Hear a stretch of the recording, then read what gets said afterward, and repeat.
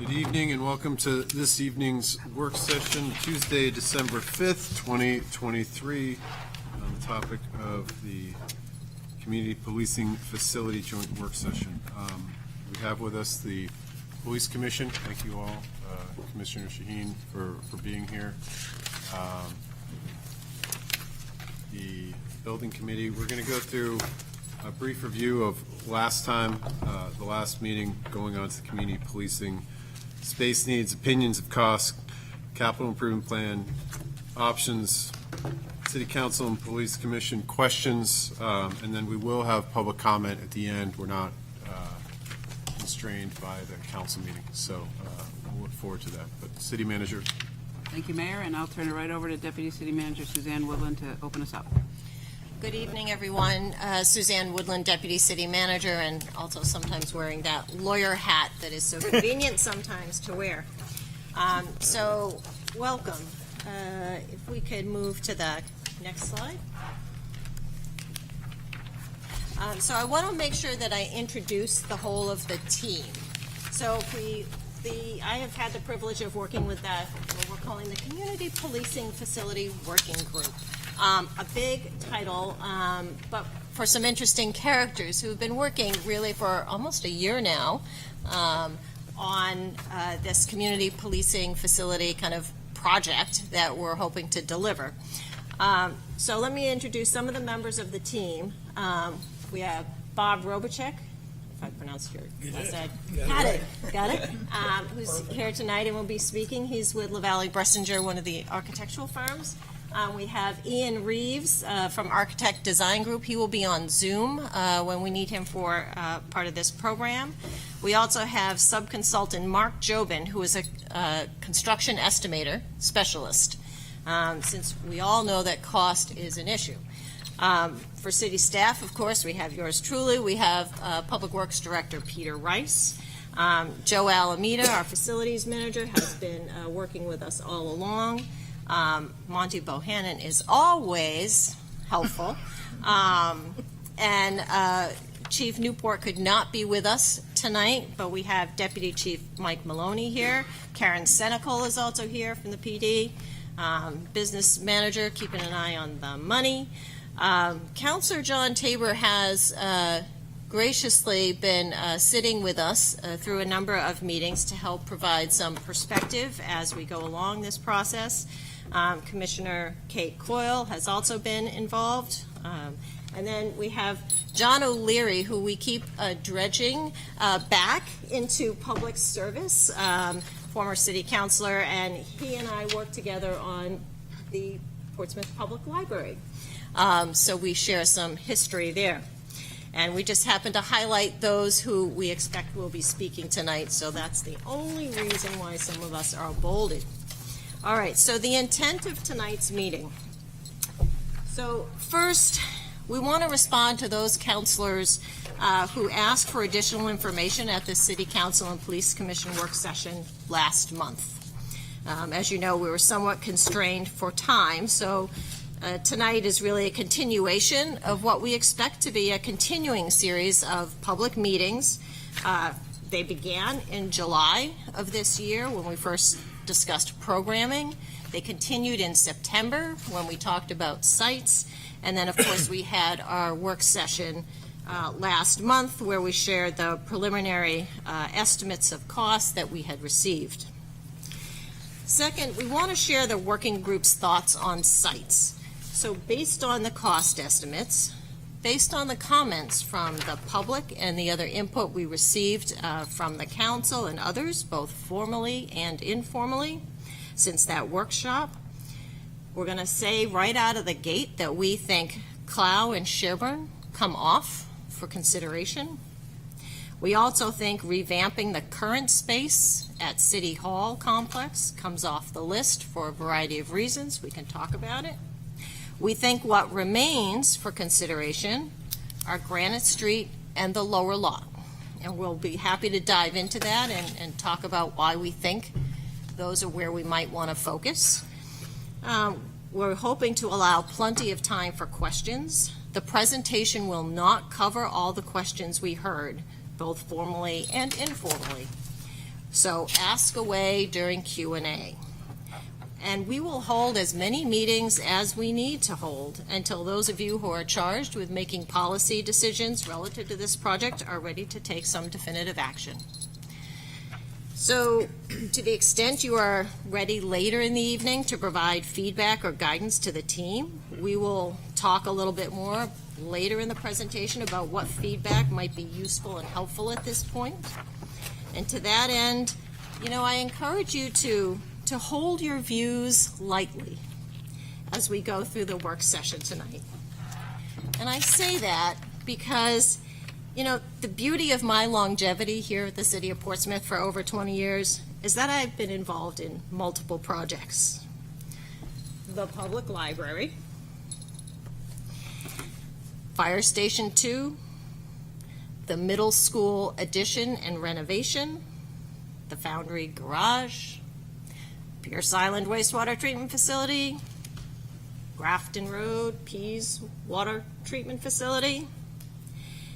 Every one of those projects had its challenges. Some of them somewhat like this: where do we site it?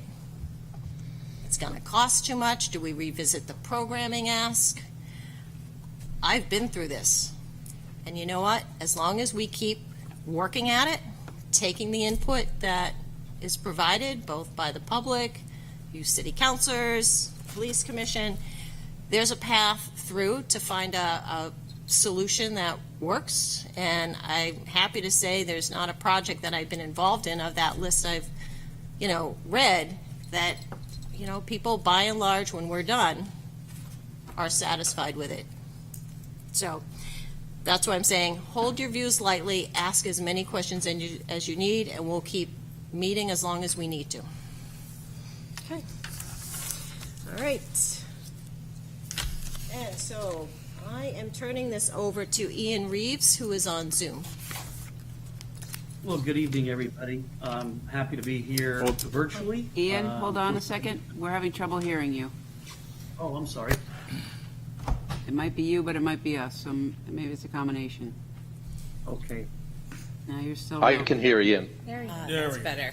No, That was Mark Jobin speaking. Ian, try again. Yeah. Can you hear me now? Not well. Are you close to your microphone? Can you play with it at all? I'm right in front of it. Okay, and we'll work on our end, but just try to speak as loud as you can. Okay. I was saying good evening, ladies and gentlemen, Mayor, City Manager, Council, everybody, public. This is one of many important meetings, obviously, for a project of this scope, complexity, and magnitude for the community. We're happy to be on the team. Some things that I'd like to share just to kick this off is what is a community policing facility? Can you hear me any better yet? Yes. Okay, thank you. There's 6 main pillars about what community policing pertains to, and it is all about focusing the energies and efforts of the employees of the community policing agency in a networking effort with the community and the citizens of out where they're working. Primarily, and these 6 pillars were developed from the President's task force on 21st community policing aspects. So in this day and age, nothing's more pertinent and important than building trust and legitimacy, and for the department to have transparency and how it processes and deals with the citizenry and with crimes and how they share information. Second is policy and oversight. Things do occur that could have been done possibly better, and making sure that when things occur that could have been done better, that they don't occur again. So you have policies in place, and you have a group that oversees these policies and making sure that they're being implemented in the best interest of the community. One way that they do that is through the use of updated technology and social media outreach programs. It's important that information sharing from the department to the citizens is imperative to their daily operational basis. And in doing so, that allows the community policing to help reduce crime and network with the community. Public safety, in a nutshell, is a combined effort of the agency and the community working in harmony. And public safety, we believe, speaks to the quality of life of any community. And how they do that all is through the most important thing we see on a national basis as a public safety architect and an expert in this specialized field. The most important thing that we see all of our clients doing is training, and education. These days, some of the most important things for them to understand that's different than it was 10 or 15 years ago is how to train for active shooter scenarios, de-escalation of events, responding to situations that include people with special needs. And these are all becoming more increasingly important in our society. And then finally, making sure that the physiological being of the officers, when they are on site, when they return to the department, and then even when they return home to their families, that they're in good mental being shape. And in doing so, having programs to assist, because it is a very highly stressful environment. And those are the things that we try to implement in the way the buildings are laid out, and the spatial allocations, the programming, and the interaction areas that the department representatives get to interact with the citizens and the general public within the building, and within the outside in the community. So all of these are taken into consideration in the early onset of the planning process for a community policing facility, and it does have a significant impact on how the building's laid out and how we foster these engagement opportunities to build the trust with the citizens and the department representatives.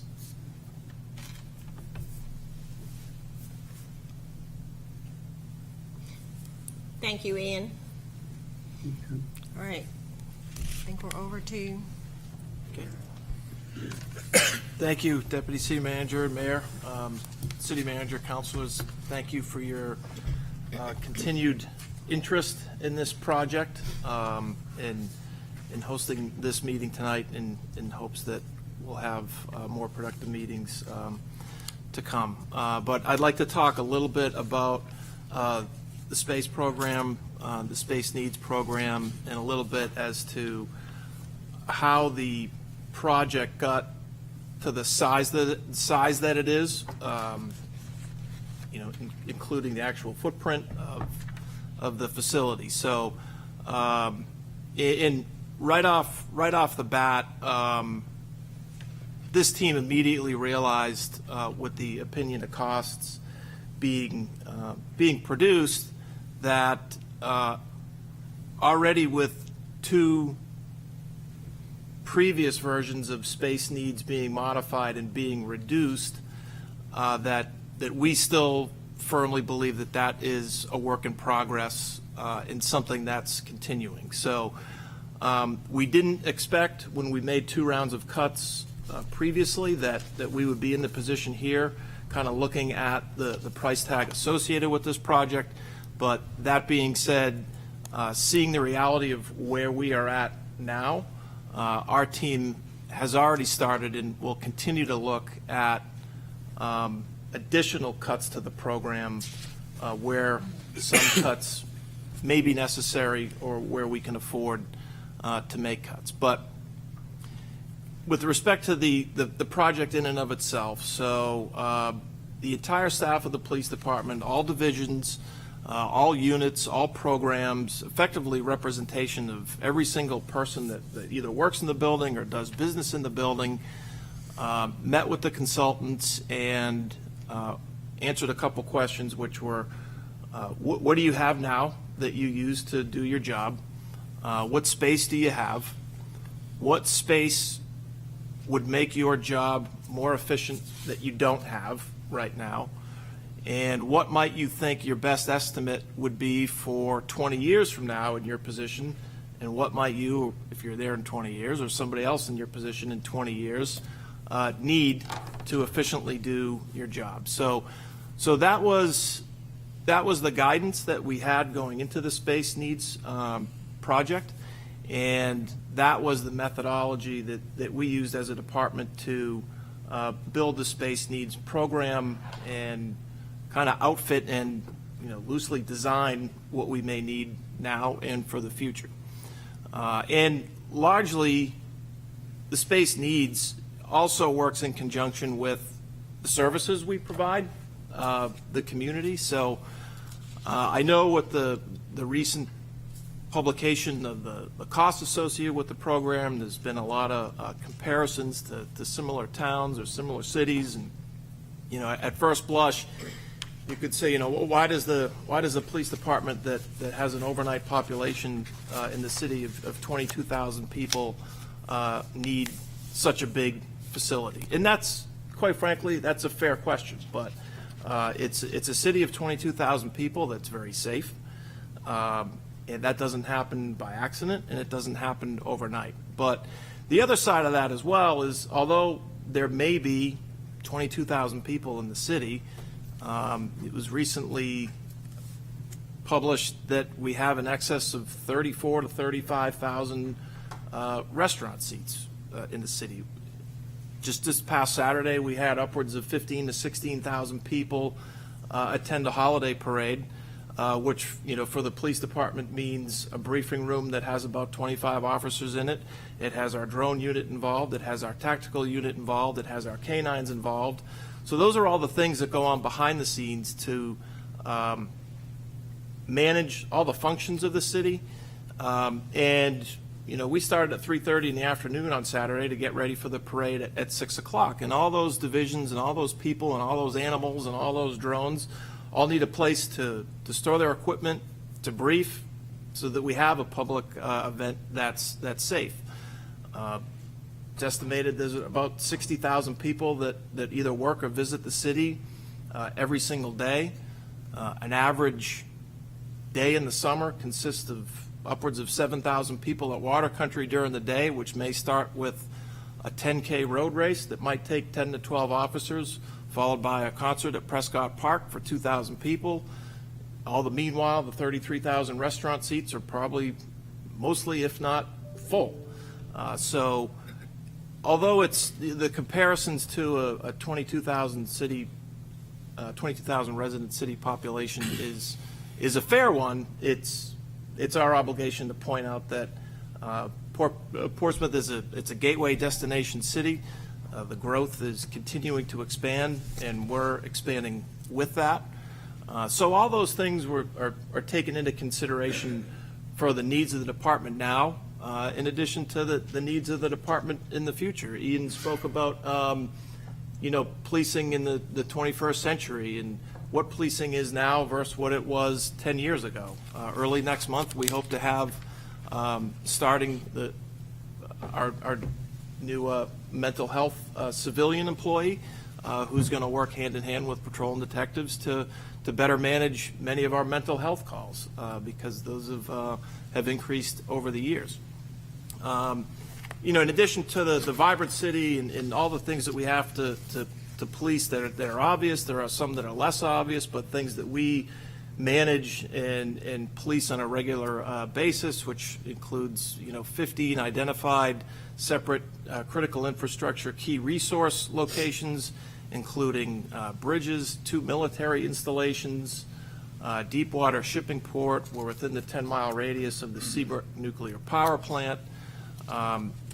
Various homeland security and terrorism prevention related matters that we deal with, work with our federal partners on a weekly, if not more frequently basis in international airport.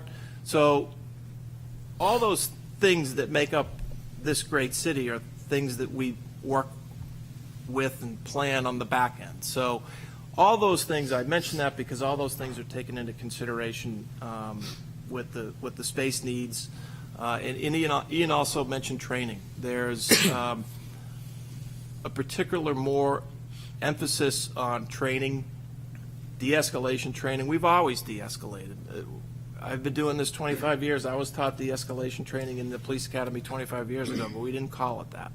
But there's more emphasis on that now. And training is the new norm in police work. In fact, the Governor's Executive Council mandated additional mandatory training hours for each police officer every year in order to keep their certification. So the training piece is certainly a factor in a modern community-oriented police facility. Ian also mentioned recruitment, retention, and officer wellness. So it's also a large part of it too. And when I walk around, the current facility that we have now, there's a distinct possibility that an officer who catches a call early in their shift, whether it's writing reports, logging evidence, or talking to victims or witnesses, literally may never see the light of day in an 8 or a 10-hour shift. And that's just because of the different rooms that they may have to be in the police department, that they might not see natural light for 8 hours during the course of whatever they're dealing with, just because of the function of the facility. And that speaks to officer wellness, and that speaks to providing a facility that enhances and takes that into consideration. It's particularly more difficult these days to find candidates who want to be police officers, but a recent survey of police officers said that the three most important things that new police officers look for in an employer are communication, consistency, and care. And that's what they look for in an employer. And the fact of the matter is, a good young male or female police candidate can sit with 10 applications in front of them, and if they're a good candidate, they'll get hired. They're going to handpick where they want to work, where 10, 15, 20 years ago, you would jump at the first opportunity you can get. In order for us to attract and retain the police officers that we have in this city, having a facility that meets their needs, both operationally and emotionally and physically, is part of our goal. And that's also something that was built into the Space Needs program, in how we went methodically through each division and look long-term as far as what this department would need for its residents, the officers that we currently have, and the officers that we may have 20 years from now. So I think I'll pass it off to Bob, and we can talk certainly more about this, and I'll be more than happy to answer your questions. But that gives you a little bit of the methodology and thinking that went behind actually putting pen to paper and conceptually building a facility. Thank you, Deputy Chief. So on the opinion of costs, as Suzanne mentioned, and we mentioned at the prior meeting we had a few weeks ago, we went through a series of sites. We narrowed it down to 5. You're familiar with those 5, I believe. And we then took those 5 sites with our cost estimator, Mark Jobin. So professionally, industry, I'm working with Mark on multiple projects right now, and we have a long history of working with Mark. He's New Hampshire-based, and he has his hands on the pulse of the construction industry in New Hampshire. And we developed order of magnitude conceptual level budgets for all 5 sites based on the space program that Deputy Chief Maloney spoke about, and also the site test fits. And the site test fits are really taking the program as it is, as raw space, and then looking at how that program might fit on the sites and the parking associated with it and so on, which you've seen. The other things that our team informed Mark about, which he'll speak shortly about, is what kind of building would this be? Would be an International Building Code, IBC code, Category 4 facility, which is for a municipality like yours, really is important. That's a survivable, hardened facility rather than just a regular commercial business level building. Also, enhanced sustainability came up during discussions, and a general understanding of the kind of building quality-wise this building would be at a very preliminary way, because you can have a variety of quality of buildings, but for a durable 50-year facility, it's important to understand that. So without further ado, I'll have Mark run through these conceptual level order of magnitude budgets. Thank you, Bob. I appreciate the opportunity to be here with you folks. Thank you very much. If we can go back one slide, I just will go through the summary of opinion of probable cost. So as Bob said, we did budgets for each individual site, and this sheet is that summary of the other detailed work. We have the site development across the top for each site. We have demolition of existing structures. The Sherburne Road is the only site that had a significant structure to be demolished, so we've included costs for that.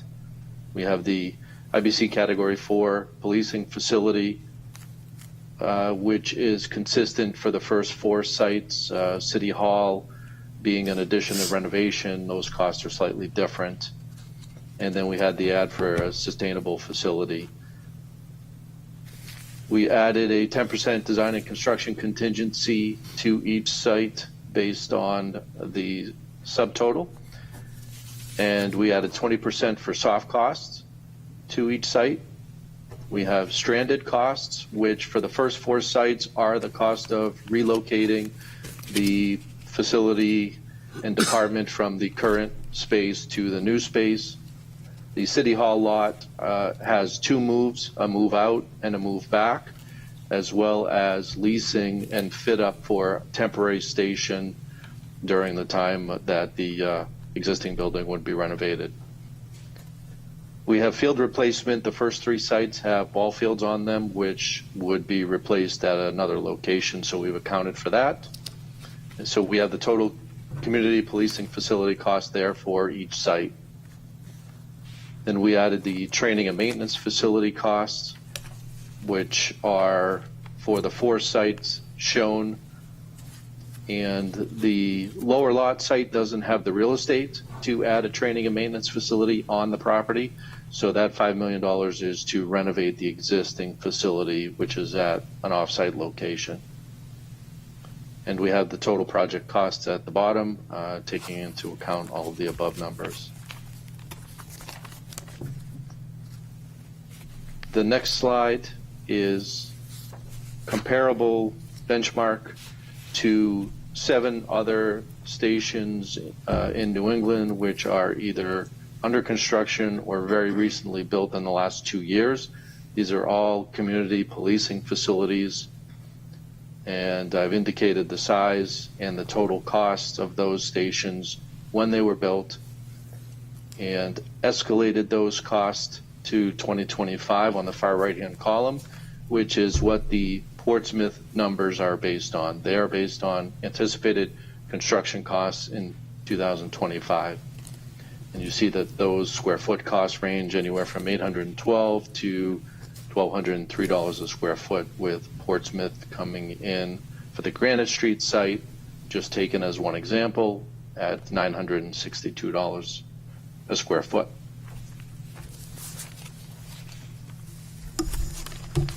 Happy to answer any questions at this time, or if questions are going to be held till the end, I can answer them at that time. Questions will be at the end. Okay. Good evening. My name is Peter Rice, Director of Public Works. So how do these costs fit into the city's capital improvements plan? The capital improvements plan is a planning and financial management tool. It gives the city an understanding of the impacts large capital projects have on future budgets. As you know, the city's policy is to budget no more than 10% of its annual general fund appropriation for debt service payments. The opinion of cost for all these alternatives that were shown exceed the current budgeted amount, which is $42,200,000 for the community policing facility. The first full interest payment on that would be in FY28, and the next slide shows that projection that we would slightly exceed the 10% threshold in 28 at 10.11%. As I said, this is a capital improvement plan is a planning tool. It's used to look ahead. The city does not wait until the last minute to make adjustments to ensure sustainable city finances. Each year we look at projects and requests and try to anticipate future needs.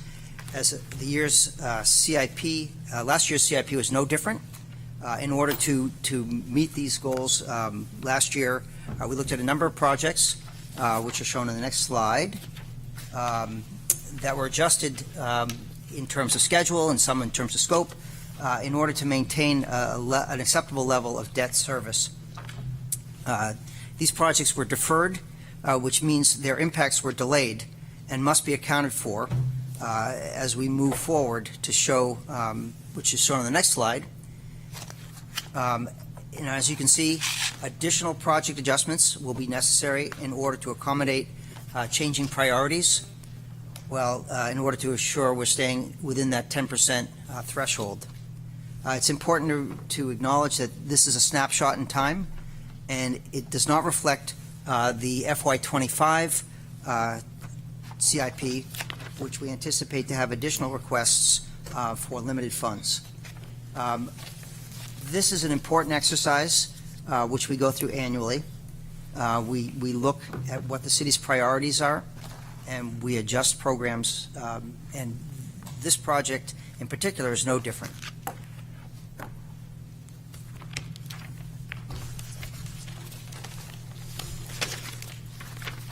All right, so final slide before we get to Q&A.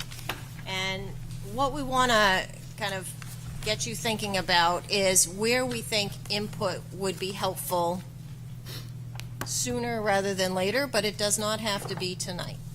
And these are not, in terms of the input that we'd like, these are not in any particular order. So I'll just kind of run through them and then kind of talk a little bit about each one. First, is there a preference for a campus strategy? And what we mean by that is we've heard from some that there is a preference to keep the police department functions close to or adjacent to or where they are at City Hall, so that there is more of a campus-like feel to city operations.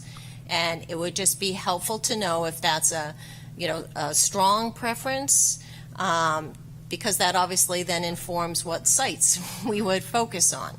So I think that's one question that we have in our minds, to know whether we should put energy into these other sites that are not on campus. And would be glad to answer questions and talk more about that. Second, it will be useful at some point to get some, take a few of the sites off the table if we can. We do not, no offense to the consultants, but we don't want to pay them any extra money to do extra work, to dig down, to figure out how do we bring these costs down. And the way we do that is to narrow down the sites, because if we narrow down the sites, then we can really do more due diligence. Do we have a lot of geotechnical issues? What does it really look like to phase?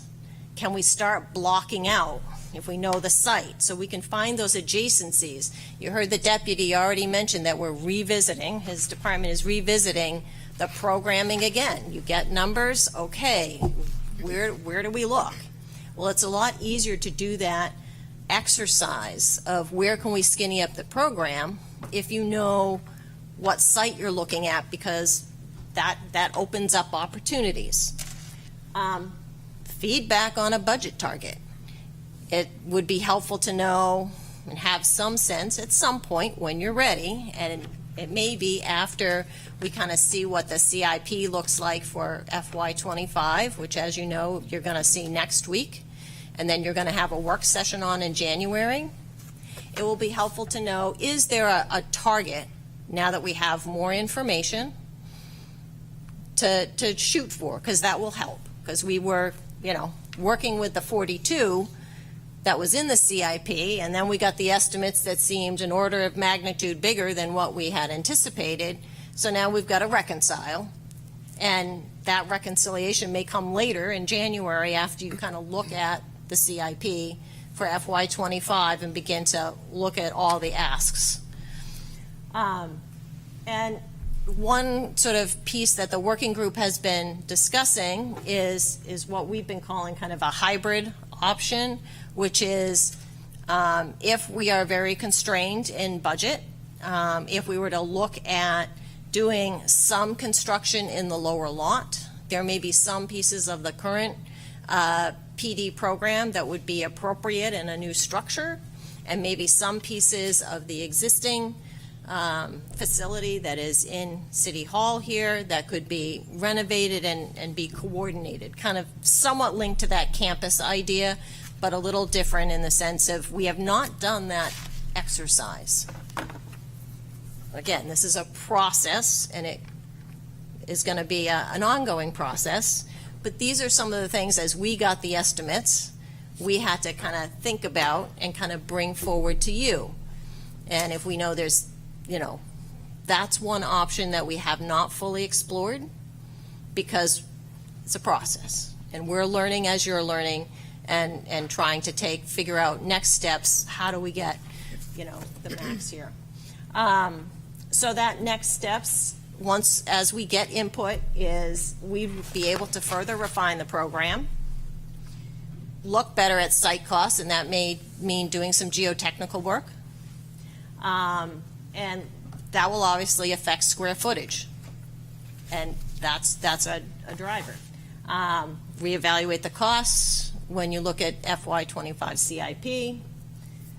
And we look at refining the phasing of the program. Again, it depends where we cite it. That might help us look at opportunities for phasing, or doing some piece now, but making sure whatever is built has the ability to expand or change over time, as needs may change over time. There's a way to construct buildings so that it's easier to add capacity or provide additional services if you need them in the future. And then we are looking at additional funding opportunities. So we don't have any great solution yet, but we've got a few pieces that we're chasing down, and to see if there are some ways that we could maybe bridge some of the gaps that we see right now. So I will leave it there, and we are happy to dive into any and all of this. We wanted to leave plenty of time for your questions. Thanks, Suzanne. So in terms of, if we have questions, let's try to keep them on a similar topic. So, Councilor Moreau, you get to start us off. I love the idea of the hybrid, of being able to try to keep, because I think we could really lower costs if we could try to keep some of the facility or programs, as you put it, in this building, but then also build that new structure with also that idea of having the lower lot be a structure that would have some of the programming, but also be expandable in the future to try to cut down costs. So I think that keeps the sort of campus strategy that we mentioned, and it would allow us, I think, a little bit more flexibility. I really think, as far as a target for budget, when you're really looking at it, that's not an answer I'm prepared to answer as of yet, be honest. As low as possible, there we go, as low as possible would be great. I really think that we do need to, I'm not really interested in going to sites other than the lower lot at this point. That's my thinking. I think it makes the most sense, and if we can get something there that is expandable and within budget and use both facilities, I think it might be something that we could actually fit budget-wise. It's my thoughts. Assistant Mayor, and then Councilor Bagley. When I look at that presentation online from our joint work session in November, at the end there is schematics for renovating the current facility. My question is there schematics on the potential other sites, or is this the only one that has been done? So no, there are not schematics for the alternatives. And the only reason we kind of block that out is we were really trying to understand what the impacts would be. And that's one of the reasons, besides the cost of not doing a full reno of the current location and then adding a wing right behind City Hall, is that it is incredibly disruptive. And that's part of, not just to the police, but to all of us. I mean, we've been doing, just minor cosmetic work in the lobby, and it's been a challenge trying to make sure that we can get people in and out of the building safely. And even the painting, little bit of painting we've been doing upstairs on the 4th floor, it has fumes. Some people, find that hard to work in those conditions. So when we think about doing a lot of work in that particular scenario, that's one of the reasons, besides cost, that it, from our perspective, kind of falls off as a preferred option as opposed to a lower lot option. But that's why there was blocking for that. But we would do, and the consultant team can correct me if I'm wrong, we would do a lot more of that sort of Blocking. once, if we could narrow it down. We're just trying not to spend money unwisely. Thank you. If I- Just one question on the, I'd like to, before we get too far afield on the, can you explain something, this is the first time, or not the first time, but the training and maintenance facility listed separately as a $5 million item under the lower lot. I guess, why is that not also listed as a $5 million item for City Hall? Why would that be different? I can answer that. So as Mark Jobin mentioned, in the ball field sites, if you want to call it that, the new construction sites, the sites could accommodate the fleet maintenance and the training on the site. On the lower lot, you really couldn't fit all that on the lower lot, so the idea was to keep maintenance, fleet maintenance and training here and just refurbish it. So when we look at the budget summary that Mark talked about, we had put money in there for that refurbishing and upgrading of those functions. So that's why you see that number being different than that number at the other sites where it's all new construction. Yeah, no, I get that. I guess what I'm curious about, on the lower lot, it says it's a $5 million number, and it's going to be housed somewhere else. But then when we look at City Hall, it says it's a $14 million number. Couldn't we just, I guess for all of these, I mean, not the new construction, because I imagine it would be built into that, but for the City Hall option, couldn't it also just be a $5 million number? Does that make sense? I understand the question. The difference and the reason why it's more expensive is because the training facility would be impacted as part of the renovations, so that requires really a complete rebuild of that, as well as because you're doing an addition on the back, the maintenance facility also got reworked on a larger scale. So it was a different, it wasn't this just to maintain the existing facilities, do upgrades to existing facilities. It was new facilities you were dealing with. And it was a much more difficult, constrained environment to do the work, so therefore it was more expensive. Okay, but that's because we're not, I guess I don't follow where, is there a world where we could get the $5 million option for the training and maintenance facility and keep it at City Hall, or no? In the current, and that is because that's, I guess the training and maintenance facility is, if we went to the lower lot, it would be $5 million to renovate this training and maintenance facility. Correct. But if we stayed here to renovate this training and maintenance facility, is now $9 million more than the $5 million that it would be renovated if we stayed, if we moved to the lower lot. And I'm trying to figure out why that is. It's much. If I may, sir, the City Hall upper lot has real estate for a new training and maintenance facility.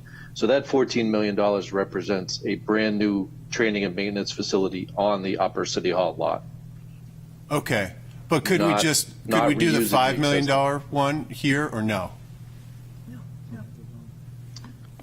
No, that is a new facility. If the program changed to reuse the existing facility, then that 14 could go to 5. But we're trying to get it on the site with the police facility. That's why it would be a new build, training and maintenance on the City Hall upper lot, because there is real estate for it. Okay, I guess it would be helpful to, I guess, better understand why that number jumps. If it was good enough for at the $5 million, or for the lower lot, if it was here, just trying to understand why it would then be a new build if we stayed here.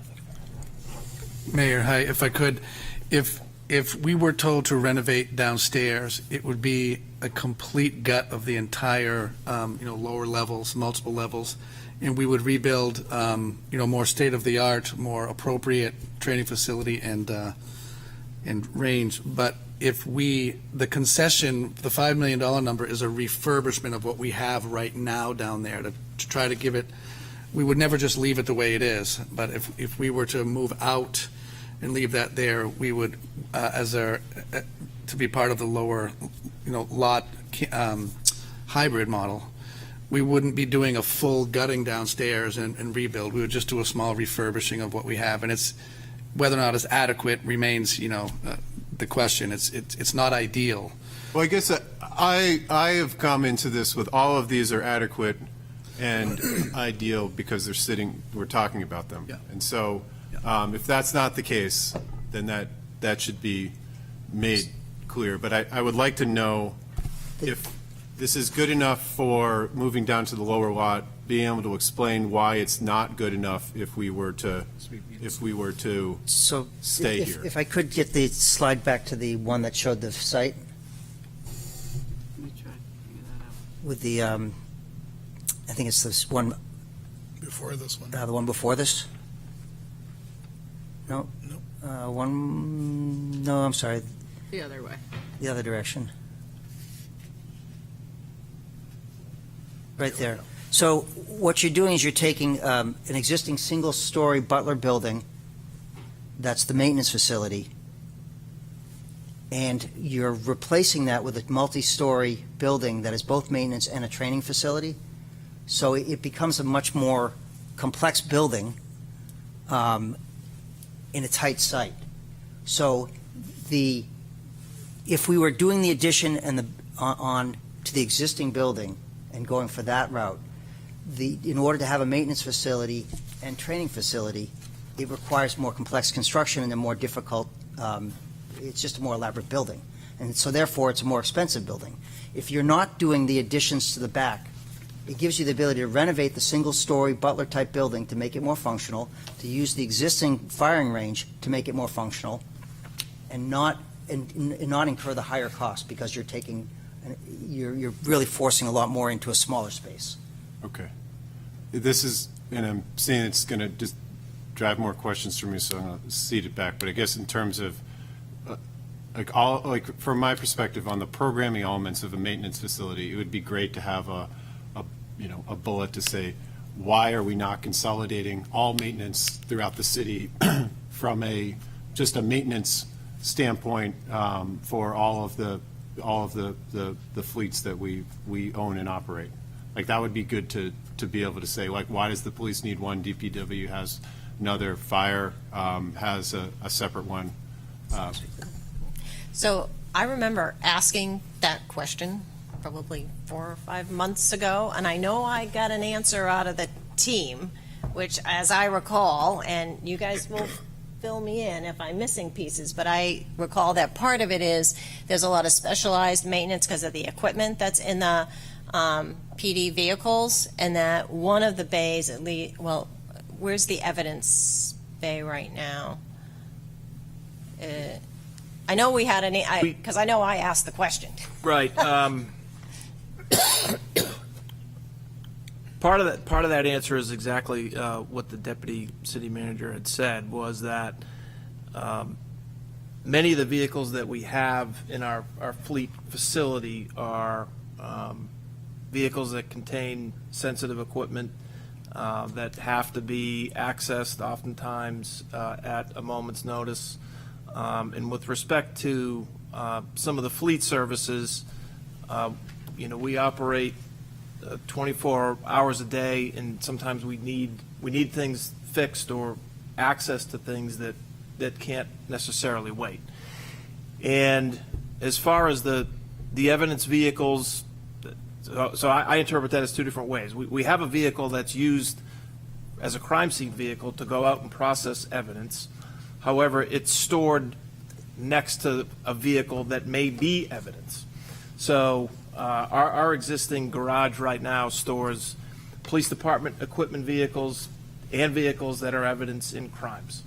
So vehicles that may need a search warrant or may need crime scene processing. So we need to have both of those under secured, controlled facility that we have cameras on, because there's chain of custody issues with pieces of evidence that may not be under our direct control or secure.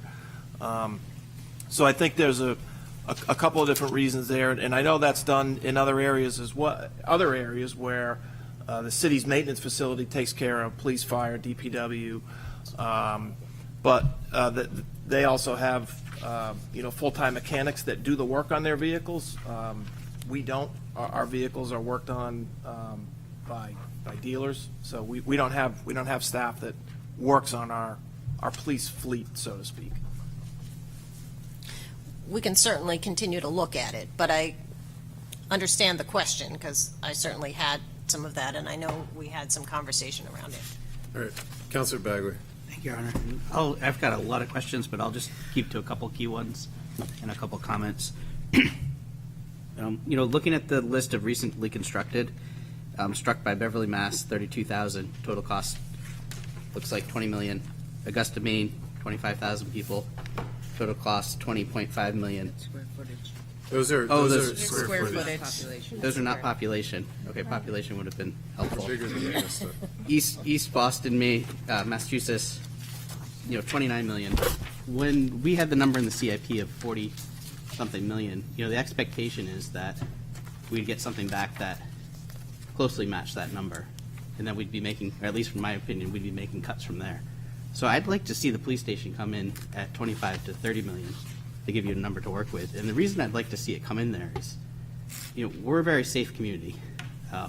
We may have large parades, we may have large events, a lot of restaurant seats, but crime is not the number one issue in our community. The number one issue in our community is affordable housing, the quality of our schools, which requires a lot of funding, the quality of the infrastructure, the roads. All of these things cost money, and there's only so much money to go around. And if we were to build a police station, anywhere near the numbers that we're talking about, all of those things would also suffer. So while it would be nice to have an indoor track at the police station in some scenarios, the cuts we'd have to make elsewhere in the community don't. It's already cut. Oh, it's already cut. Okay. Let's be careful about the language we're using relative to what we're trying to prioritize, because we need to engage the community in prioritizing how to make this happen. This facility has been deferred for 20-plus years, and reducing the need to a suggestion that we're trying to upgrade locker rooms or that there's a track, when the reality is, right now, as you heard from the deputy chief, we have officers who work in the basement and don't see light for an entire day. So we understand, as you heard from the deputy city manager, as you heard from the deputy chief, we're all here together to figure out how to make this work for the community at a rate we can afford. But the only way we're going to get there is if we are careful about what we say, how we represent what we're prioritizing, and not be quick to be critical without actually understanding what's at stake here. So, these comments and comments I saw in the paper just a week ago don't help advance our efforts to prioritize what has to get done here. And this department should have had a new facility a decade ago. It's been deferred for 20-plus years. So I appreciate that crime isn't at an all-time high. It's not the number one issue people are going to bed at night worried about. But that's because we're doing our job under very difficult circumstances, and we've got to change that. Okay. Thank you. Well, if I could. So just complete my comments. I'll come back to you in just 1 second. But on level setting, I think that everyone in the community believes that a new police facility, whether it is the lower lot, whether it is at an alternate site, whether given the other buildings that we've built throughout the city or acquired throughout the city, so repurposing of this entire campus needs to happen. Anybody that's toward the police facility, I think, understands. I mean, there's a rock closet, a closet with rocks. The numbers that came back are extraordinarily high.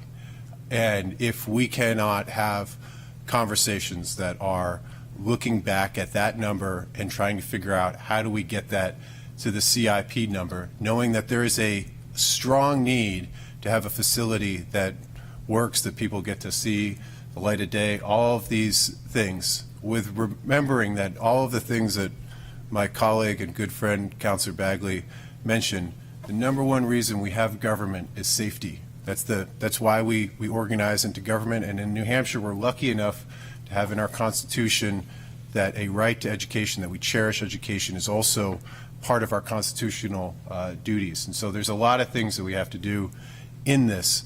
But getting into the details and focusing our questions on details. I would love to see much more on this in the presentations to come in the details of this.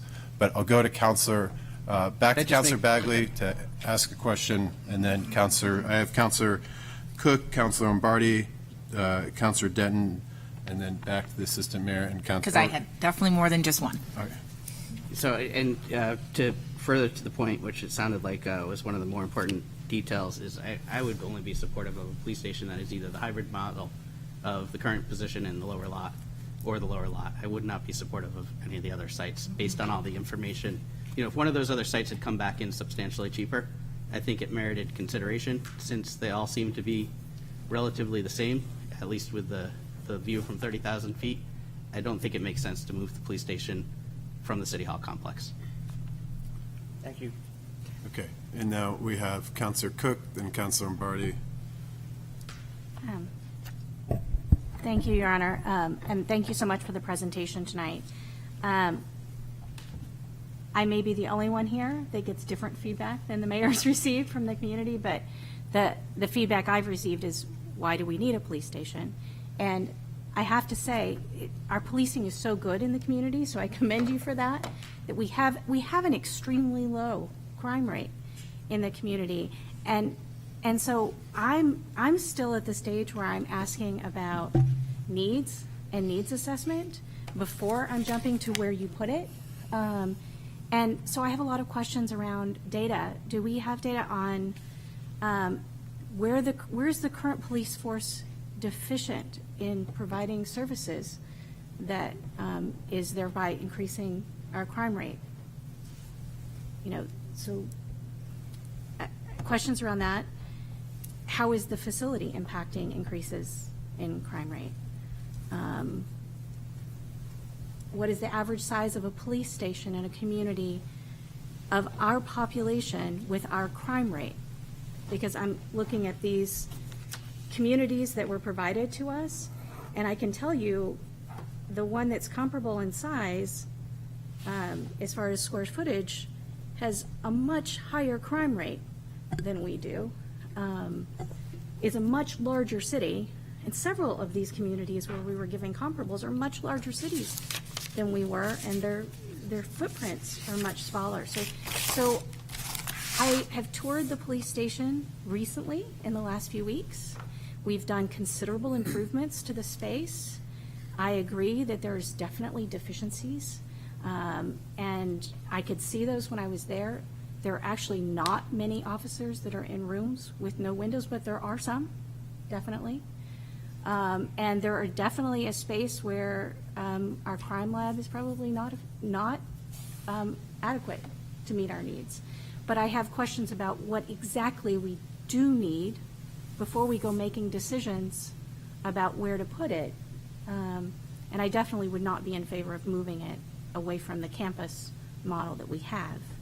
But I want those questions around assessment of need and the data around that shows we actually have to do that, because I have to explain it to the taxpayers why we're spending so many millions of dollars on a police station. And if we had all the money in the world, I would build you a police station tomorrow.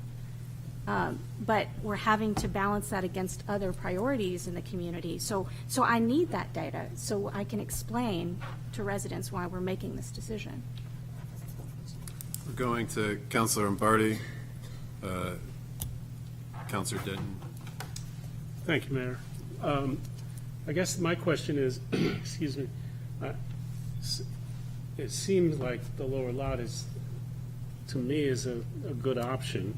But I guess my question is what functions of the police department require the IBC Category 5 hardening of a building? Are there functions that don't require that? And if we separate them out, those functions out of that building, can we reduce cost by doing something like that?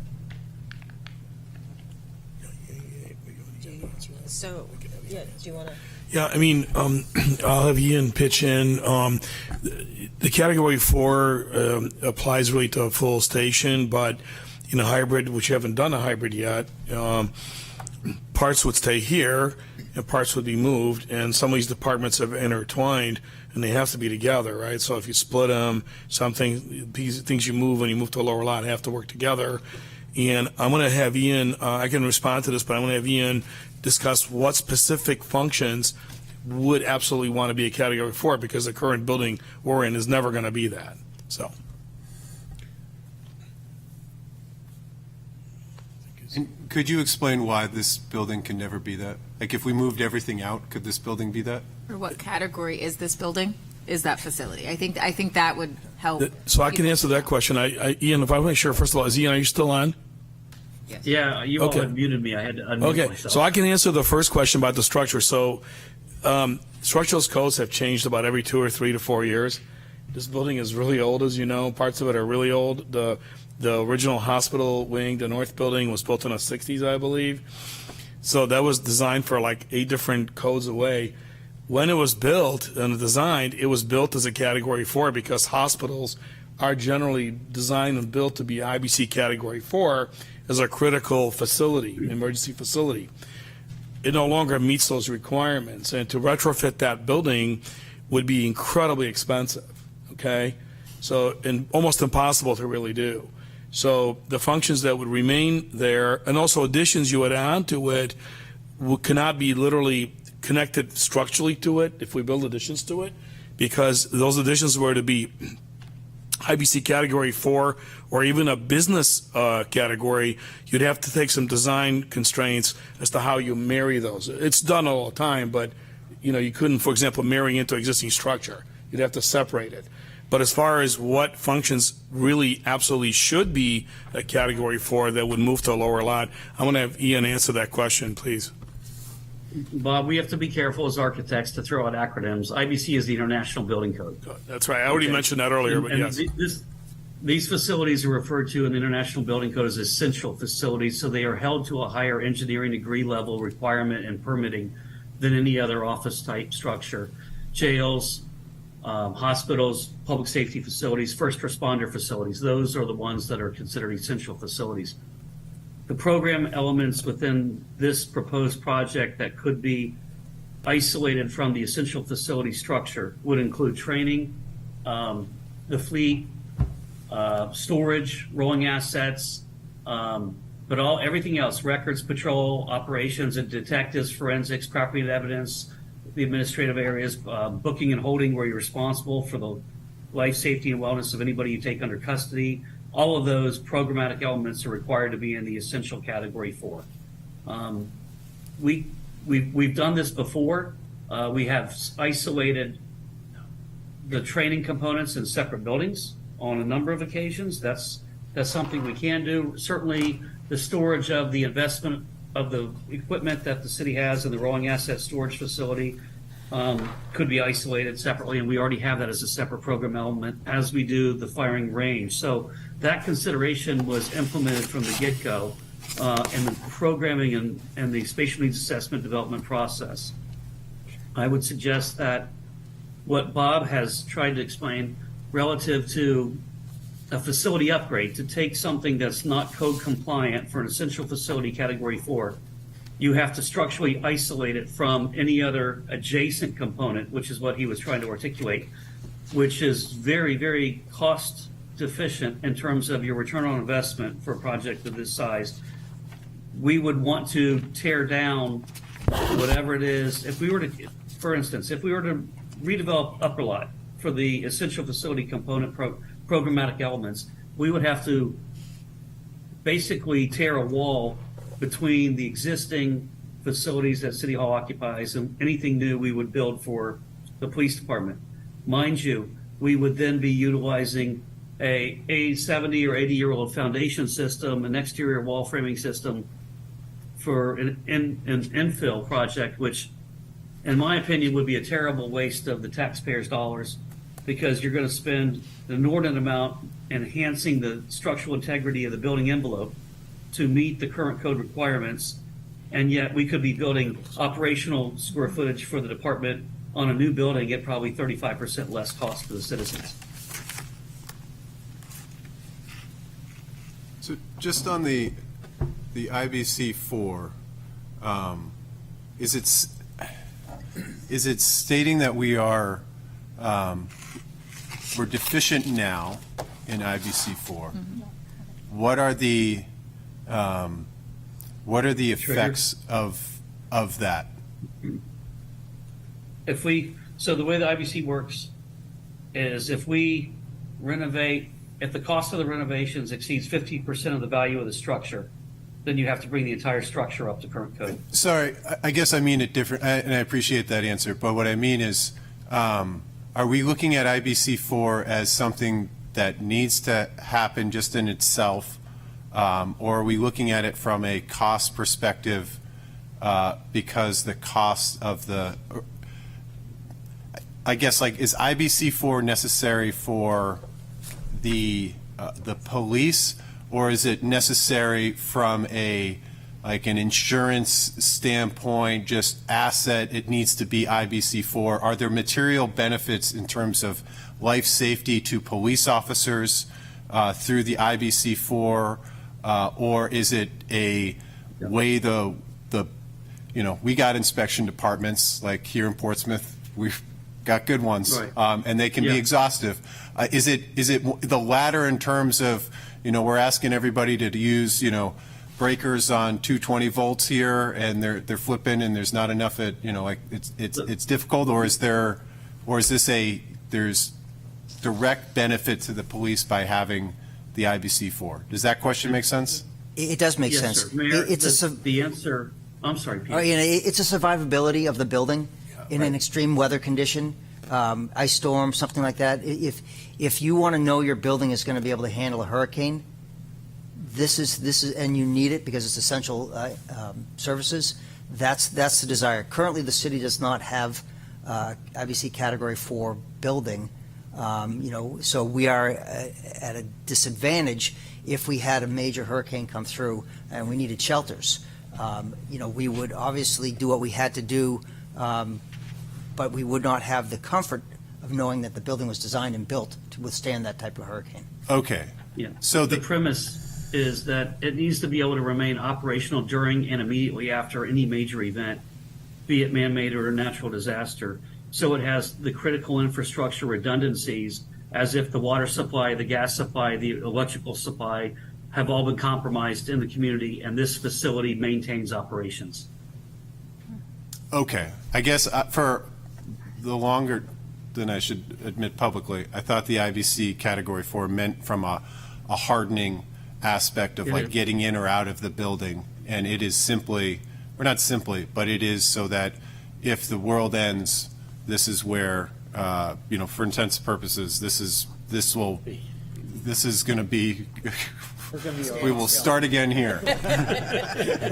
Mayor, it's a little bit of everything you just said. Okay, going to Councilor Denton and Councilor Tabor, then back to the Assistant Mayor. And Thank then you, Your Honor. back to Councilor Cook after that. So I had wanted to ask this question on behalf of a resident to the chief who's not here. So the question which I'm about to ask might be awkward for you to answer, Deputy Chief, which is, why is the proposed space for the office of the chief / administration more than twice the size of the Dover, New Hampshire's equal space? So if you don't want to address that question, I would actually turn to Design Peter. team. I don't know if you'd be able to speak to the difference in sizes between the proposed space for the chief's office and the administration versus, let's say, the current city manager's space in square footage. I don't have that number at my fingertips, but I believe that number was looked at, and maybe you guys have it off the top of your head. 4,300. Well, the city manager's office is made up of 2 hospital rooms. The hospital rooms is made into one big room. As you know, it's in the old hospital wing. Those are 225 square feet apiece, so her office is 450 square feet. And of course, the chief's office has not even been designed yet, so there's a space allocation for it in the space plan. I believe it's I believe his office is around 400 right now, or it was months ago. Today, it could be down as low as 300, I'm not sure, because we've been going through reductions in sizes. The Parks office started at 240 gross square feet. 240, And okay. we've reduced it to 200. 200, okay. Can, And it has a meeting space in his office that affords him an opportunity to come out from behind his desk to sit with community leaders or business folks or other department agency representatives in a much more user-friendly environment, as opposed to sitting behind his desk and discussing with others business at hand. It's a very appropriately sized office, and it stands up against about 400 and some other planning studies that we've studied on a national basis of recent time.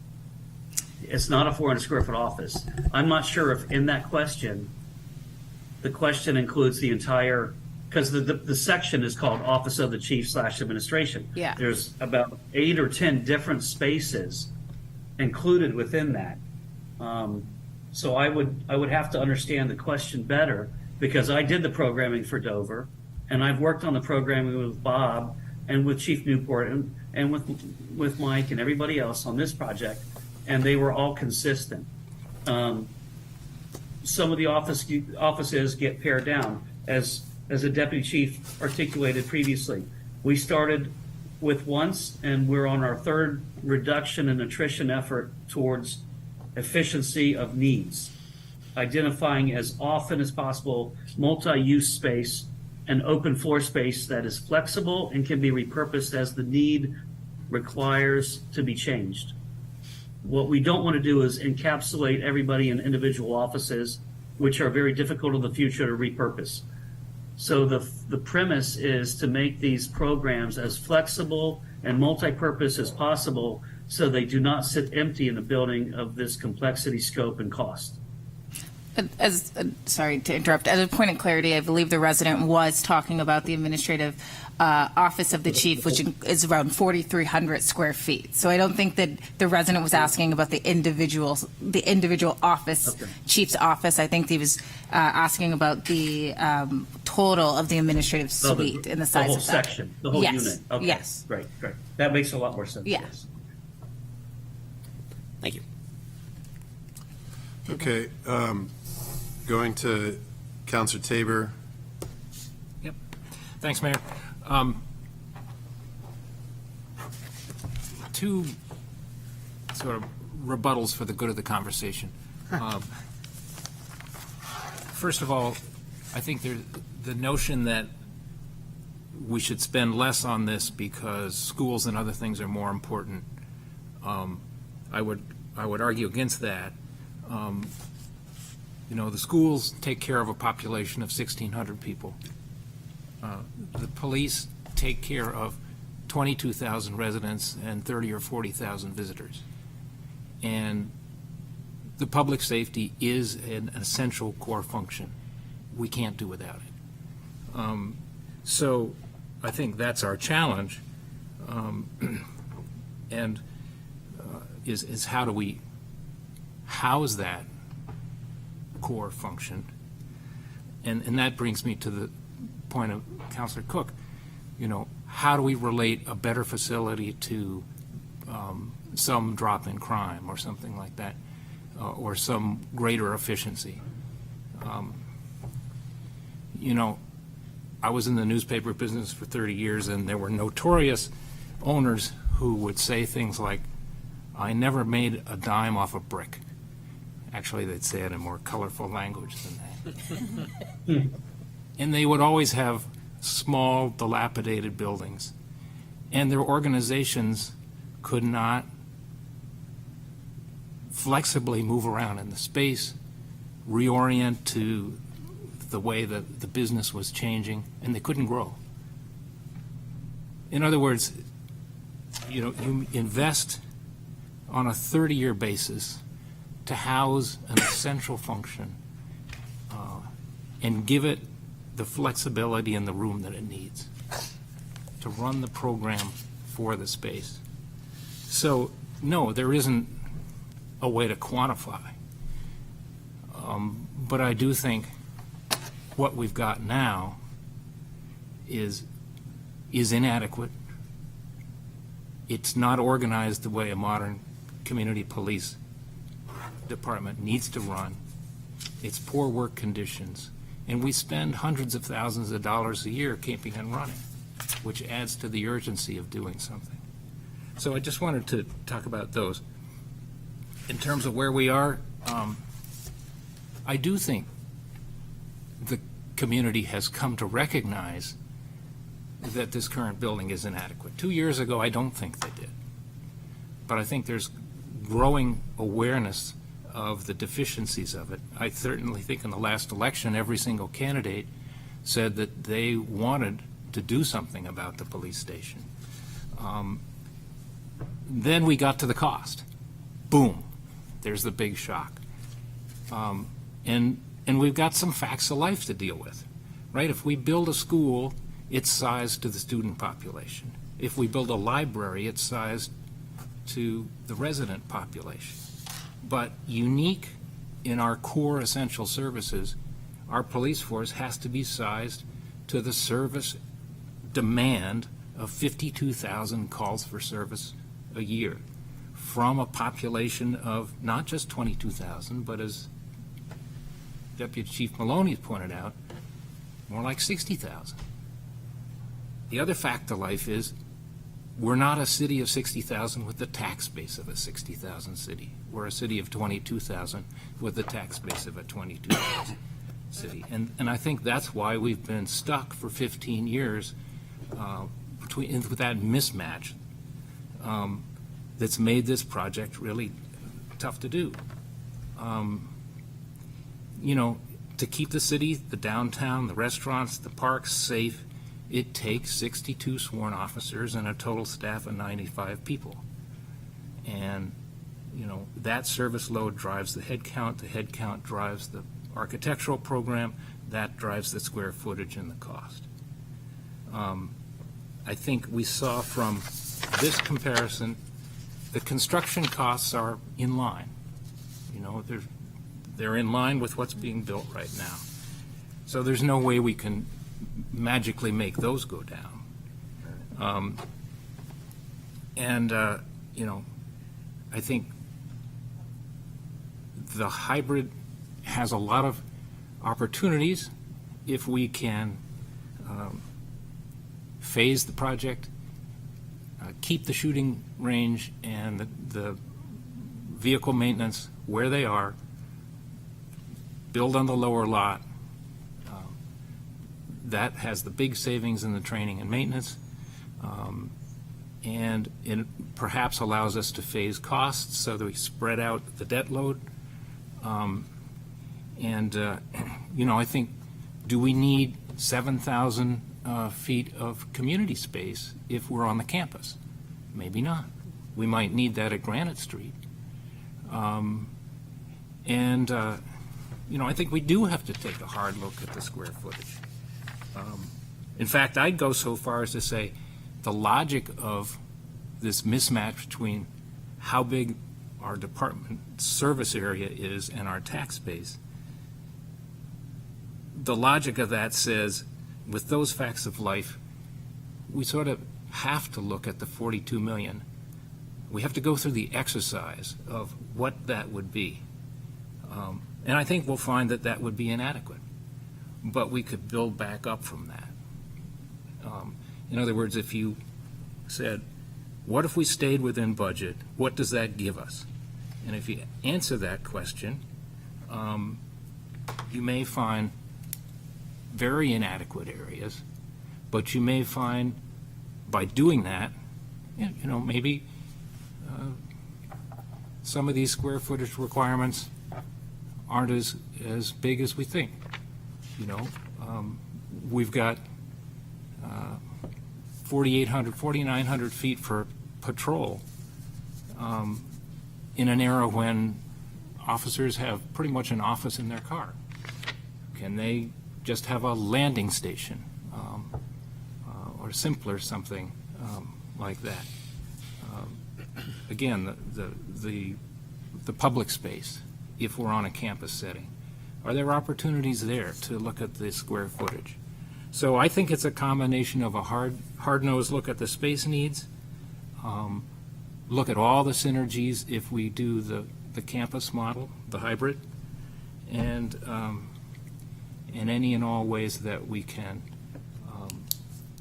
close the gap between what our tax base is used to supporting, but what our police department has to do to keep us safe in a city that we read about in the police log. Well, there used to be a police log.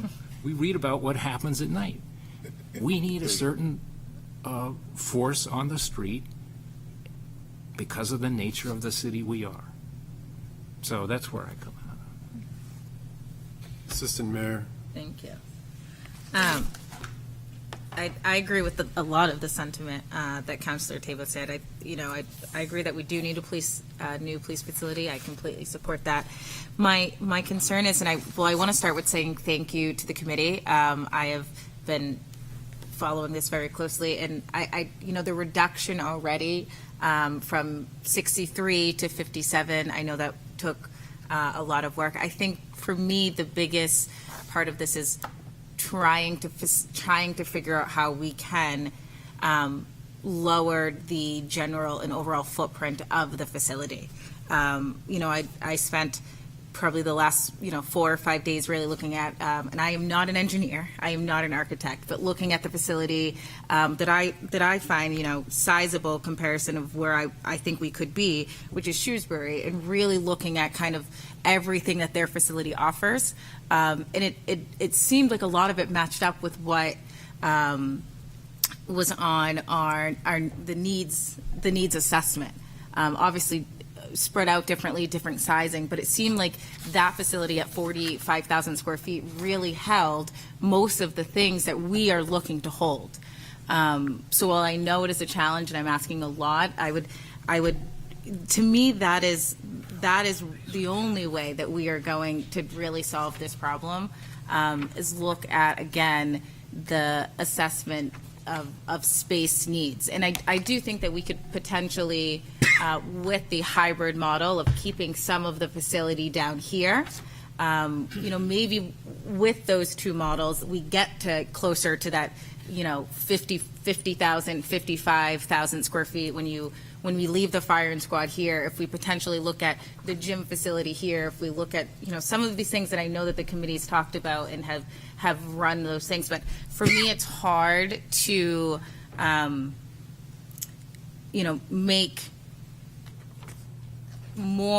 have more of a set opinion without really diving into that hybrid model. So that is my ask leaving this, is that for the next work session, I think, if we can get, it seems that there is general consensus that a hybrid model seems to fit, the campus type environment that, at least myself is looking for.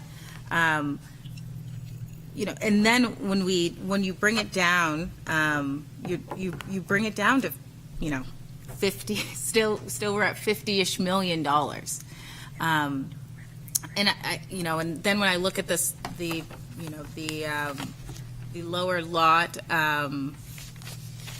obviously it's not a plan, but kind of the grade, then it looks like potentially we can, drop one of the floors, looking at, if we were able to drop 15,000 square feet or relocate 15,000 square feet to City Hall.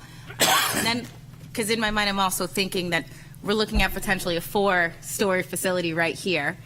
So also looking at neighborhood impact. So if we were able to spread out the location to potentially make the building not 4 stories, therefore not impacting the neighborhood as much also. Because I think we have to think about that too, the quality of sight line, kind of all of that within this area. So for me, again, my ask is that for the next work session, I support, as of now, with the information given, a slightly smaller facility. And I know that is a big ask because I've gone over line by line the comparisons. And I'm sure you all heard, as you know, as was mentioned earlier, and this is no slight to Councilor Bagley, when the indoor track, I immediately was like, nope, that's not in there. Because I have gone over and I have seen the projections and how they've changed, and so I really thank you for that. It just seems that we're gonna have to push ourselves a little bit harder, and it's an uncomfortable ask, but it's an ask that, you know, with diligence, we have to do, and I do think that there are some things that we can look at of keeping at City Hall, and so that would be my ask, to come back with that. I do have a quick question because I couldn't find it right. What is the current square footage being used at City Hall Police Station? Go ahead. 45,000 square feet. Okay. Yep. Okay. I just want to, in my head, play with the numbers that we, obviously, again, I am not an architect, I'm not an engineer, but just thinking about some of the larger plots, obviously the training facility, the gym, things like that, that we could potentially, depending on costs, without having too much stranded costs, keep here. Again, therefore trying to lower that building footprint, ideally, to more of like the 40,000, giving the soft numbers here to potentially lower the height of the building too.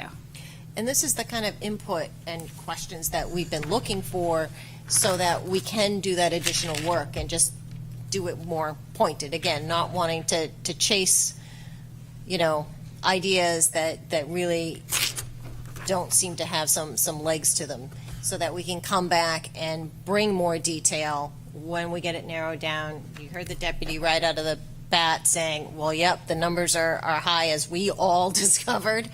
And we'll look at the programming again. And as we kind of look at site-specific, it does allow us then to really work with the consultants to say, okay, if we're kind of narrowing in on, you know, a potential site, then we can realistically put a little more pen to paper, so to speak, to drill down and see what the opportunities might be. So this is all helpful.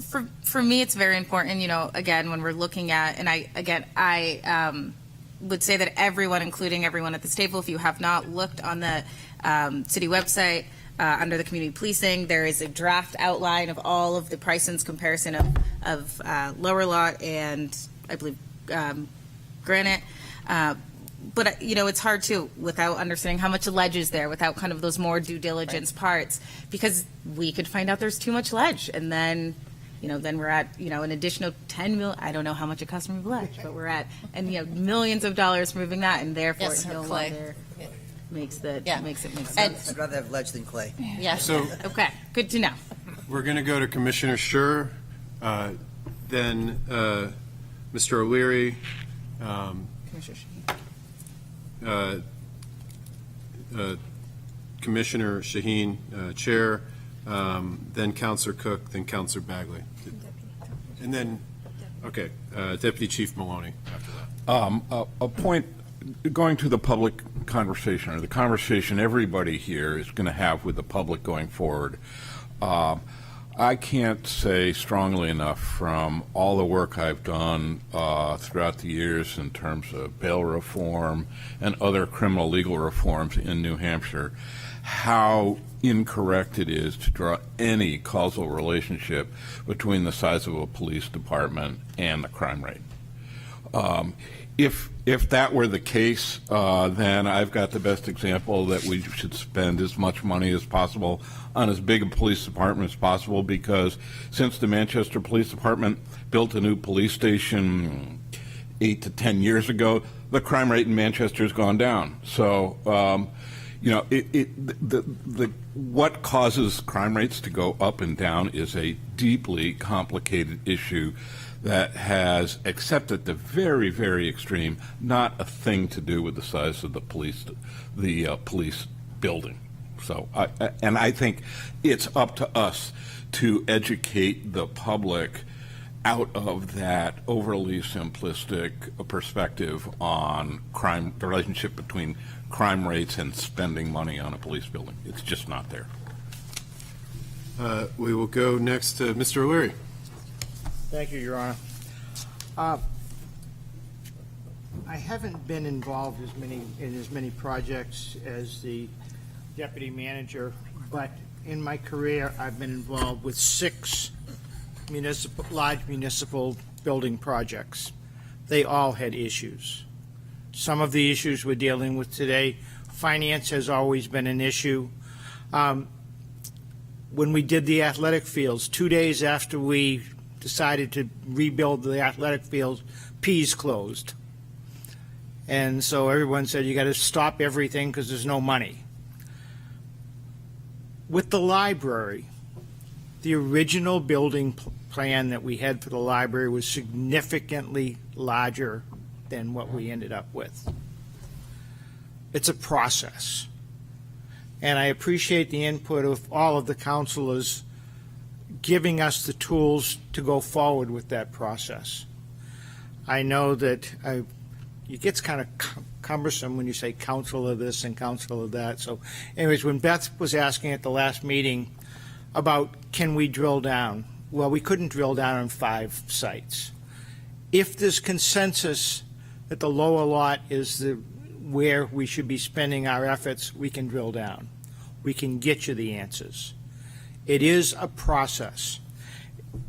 It is a process that some of us, you know, the deputy city manager, the public works director, myself have been through numerous times.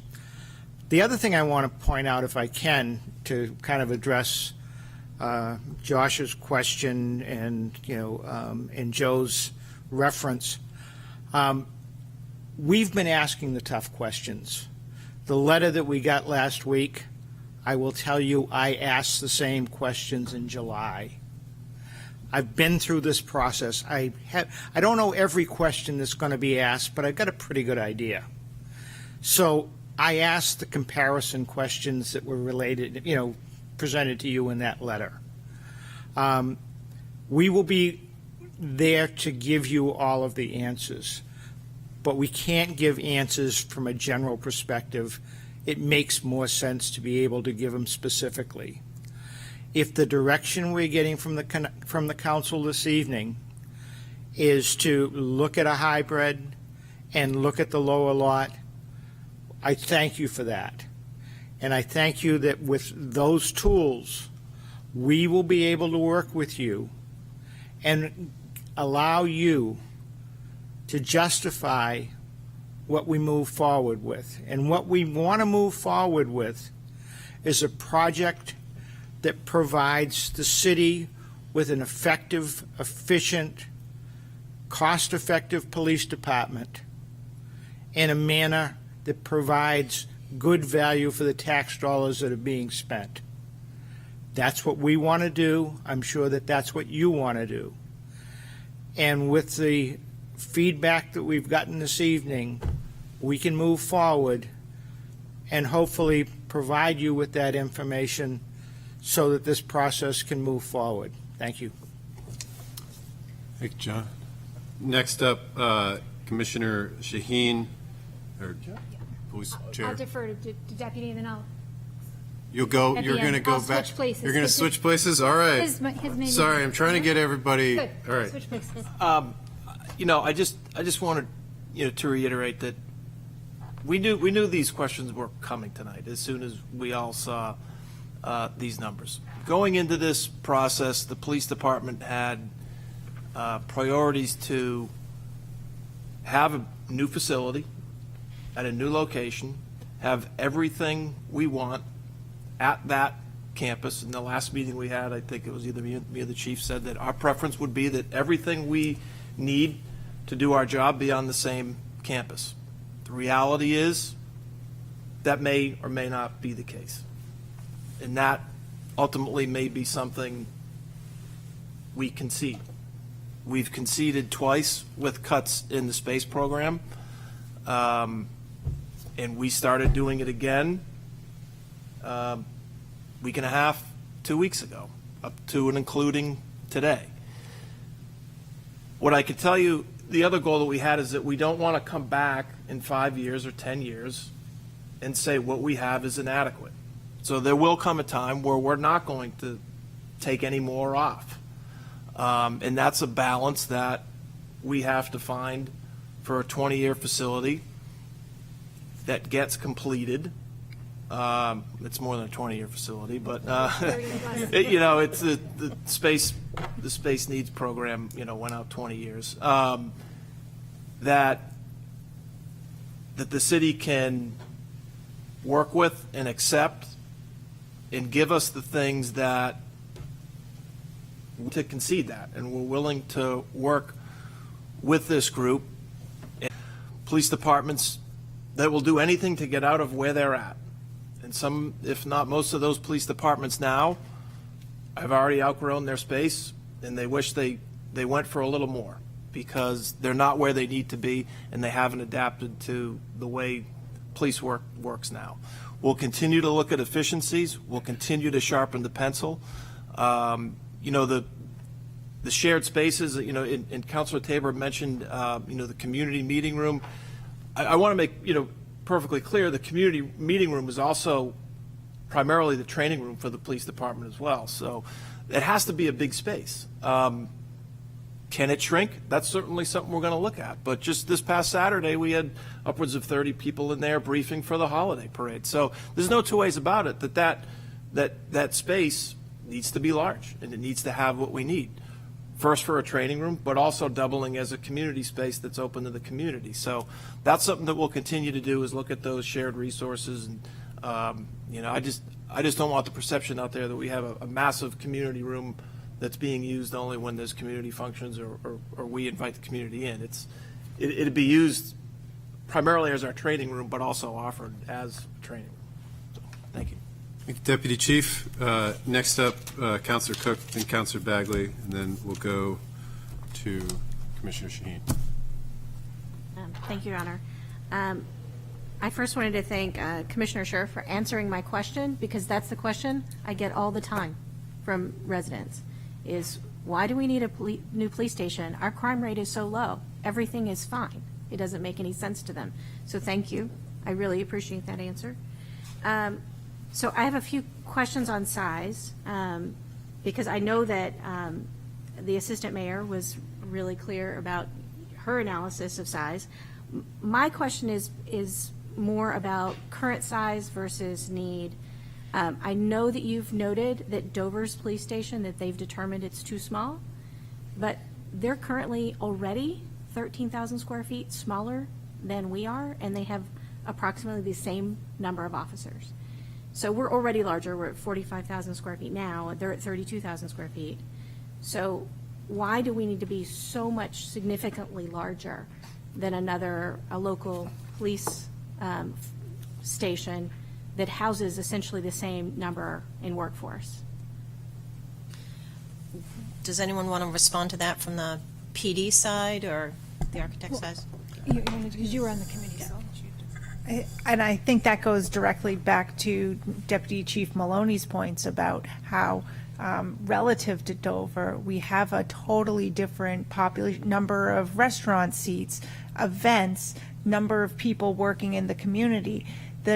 Although Dover, their bedroom community population may be similarly sized, the day-to-day operations in Portsmouth are vastly different than that of Dover's. And I'm not doing it to the same justice that Deputy Chief Maloney did at the onset of this presentation, but I think, and maybe I'll defer to him at this point, but that goes to the crux of the differences and the needs, because we have so many events, because, I can't emphasize this enough. We can't, as a resident, I feel this every day, take for granted the safety and security that we all have, and that security we can feel because of, and that we get to experience all these great events. And this is because of all the infrastructure and the behind the scenes work that is constantly going on that often we don't see. And we don't have to see it because it's all taken care of for us.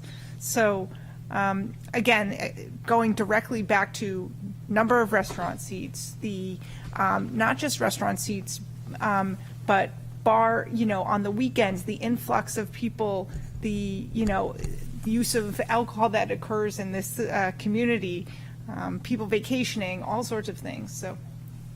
I also wonder if Ian, who, I don't know if you're still on, but you were involved in the Dover build. I don't know if there's some parallels you could bring to Yeah, light here. absolutely.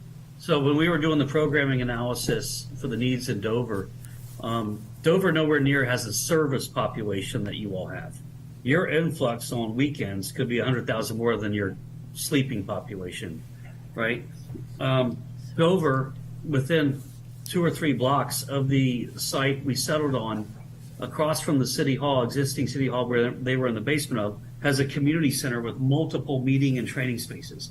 We did not have to include those in the new police headquarters. In fact, I just taught our, 42nd Public Safety Facilities Planning Seminar in Dover's training room, and it was small, and we had to cram in extra tables along the sides and chairs without tables for the attendees because their one training room inside their structure was too small to accommodate 35 people. It was challenging. So Dover didn't have the financial resources, like most of our clients don't, to do what they wanted to do. And the only way the Dover Police Headquarters project worked is we asked the finance directors, what other projects do you have in the next 5 to 7 years in your capital improvement project plan? Similar to what Suzanne and Peter were discussing previously. They had a municipal parking garage because parking in downtown Dover for the merchants and everybody else was a big challenge. So we talked to them about, is there any way opportunity possible whatsoever to move that project forward? And if we had not moved the parking garage for the merchants and the business owners in downtown Dover forward and combined the two structures and budgets together, because Dover had the revenue stream of the parking that comes in daily and monthly. It's a very good revenue stream. If we didn't have that revenue stream to match up to the budget they had for the police department would not have occurred. That's a fact. And they didn't even have the same patrol operations, which is the largest unit in the department, had a 3-division working structure, organizational structure. And when Captain Bill Barreau, friend of mine, very good friend, when he became chief, they decided that with the expansion and the growth in the city, they needed to go to a 4-division working model. Well, the building was planned for a 3-division working model. So unfortunately, it didn't have adequate expansion capabilities within it because of the financial limitations we had to work with. They were willing to compromise to the point where we had about, 680 square feet of shelf space in one area. We wanted to show off a lower roof on one portion of the building adjacent to the parking structure and show it out. So it was enclosed, had life safety lighting, HVAC controls, heating, ventilation, air conditioning, and emergency egress possibilities. And we couldn't afford that. And they've already built out the 680 square foot shelf space for another unit that came on after the building was developed that they weren't anticipating. So the way your police department is going to deliver services to the community in the next 15 to 20 years is going to change drastically with technology and with just the way people function. It's a digital world, and the way that they deliver services is requiring more and more space for task forces and things that are not known today that we didn't know 10 years ago. It's one of the most evolving industries that an architect could have to plan for.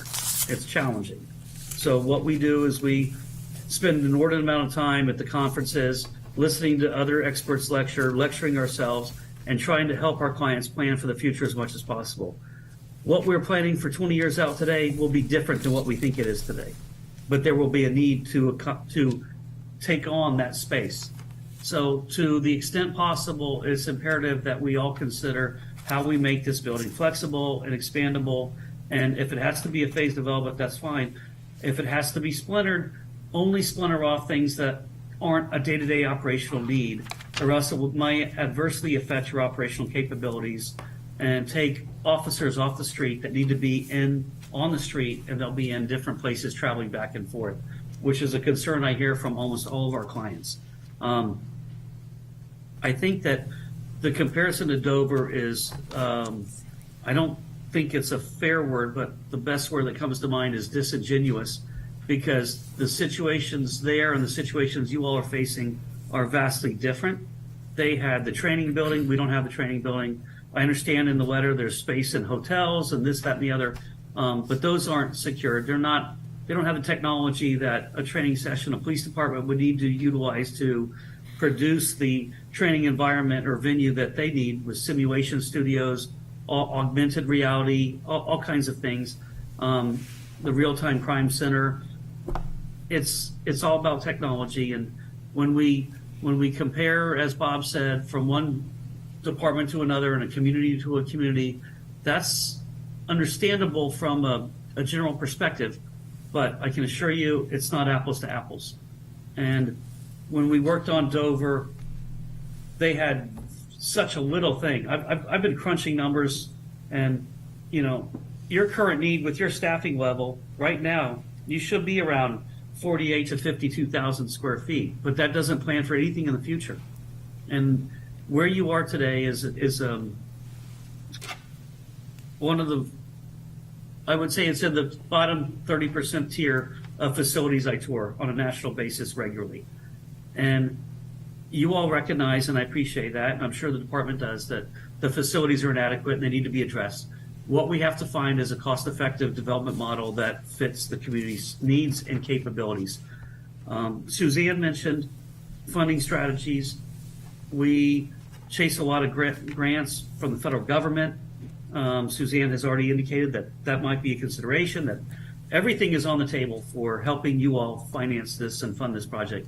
But the strongest adage I could leave you with tonight is a planning process that results in a development that doesn't adequately meet the needs of the agency during or immediately past the lifespan of the financing bond timeframe, whether it's 20 years, 25 years, was bad planning on our part, on everybody involved. And I would hate to propose to anyone at the city that to propose a building that would need to be expanded, renovated, or otherwise prior to the original debt service being expired, because taxpayers are very sensitive to this, and they should be.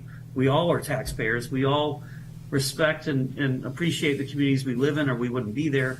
And if we can find a mechanism, and we've already today, working with Deputy Chief Maloney and the team, we've already continued to look at the program for efficiencies. We've come down probably 10 or 15,000 square feet from the initial program, and trying to find opportunities to combine spaces. So instead of being used for 4.5 hours a day, it's being used for 8.5 hours a day. Things of that nature. We'll continue that process. But if I could just stress that keeping as much of the program under the same roof as possible, with the exception of possibly Fleet and the Range. Now, even those would be ideal, but if we're in close proximity, and we are, then it can be done and accomplished successfully with minimal disruption to operational capabilities. So I guess the point being is we could do that. Ian, I want to thank you for those comments. I'm going to go back and we're going to get through. Just in the one thing I when looking for the word fair or disingenuous, we are all starting from the point of learning a lot about this. You are clearly an expert on building police stations, and then we have people that are experts being police officers, and then we have people that are experts being commissioners.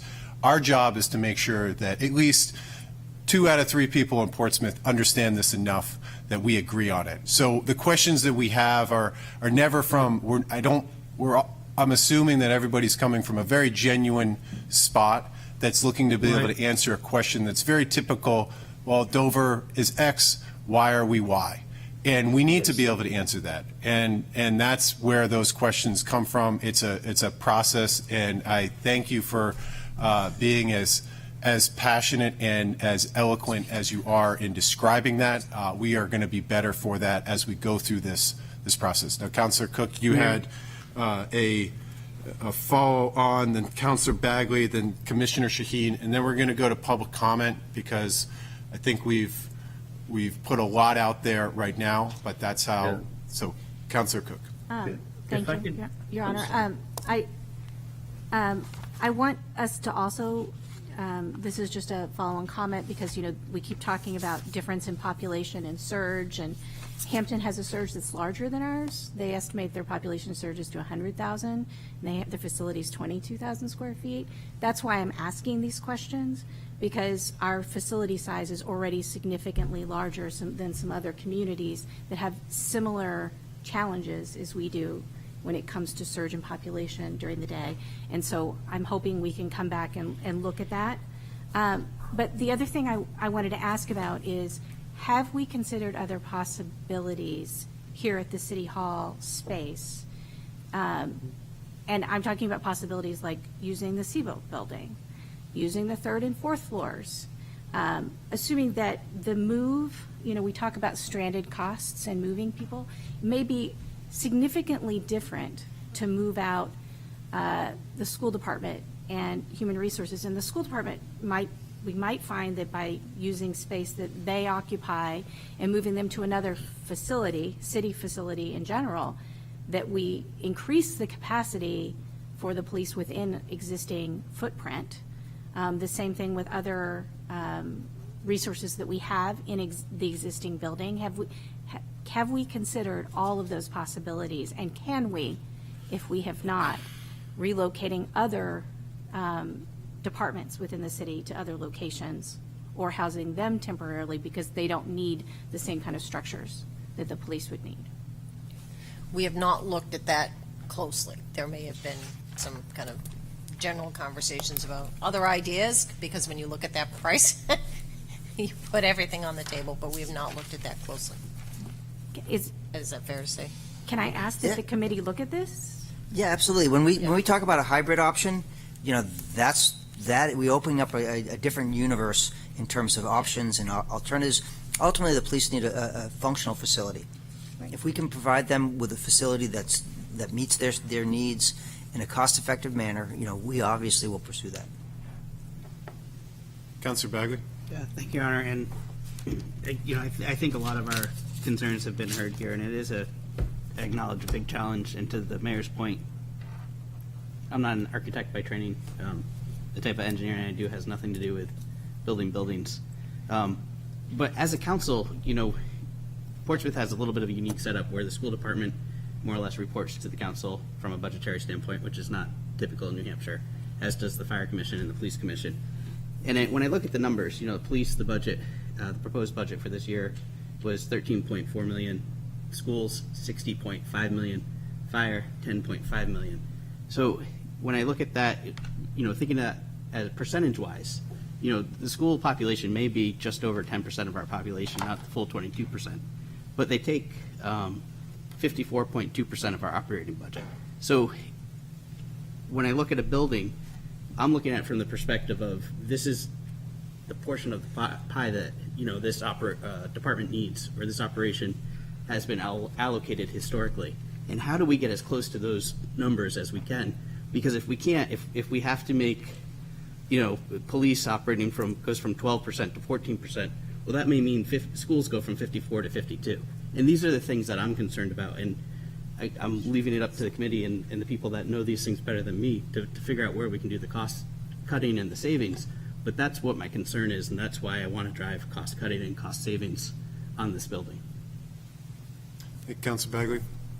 Commissioner Shaheen? Well, I guess it's fitting that I say that I have the last word, because this will likely be my last meeting officially as chair of the Police Commission. And so from now on, you'll see me in the audience and not at this table in this capacity.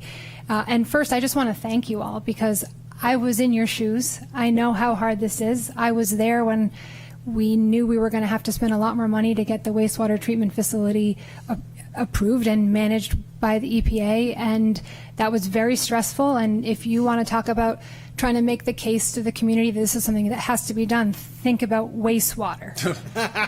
So I appreciate the challenge. I don't take it lightly. I don't think any question is a question that's not worthy to be asked. But part of my reaction earlier in the meeting is a function of knowing how hard this is.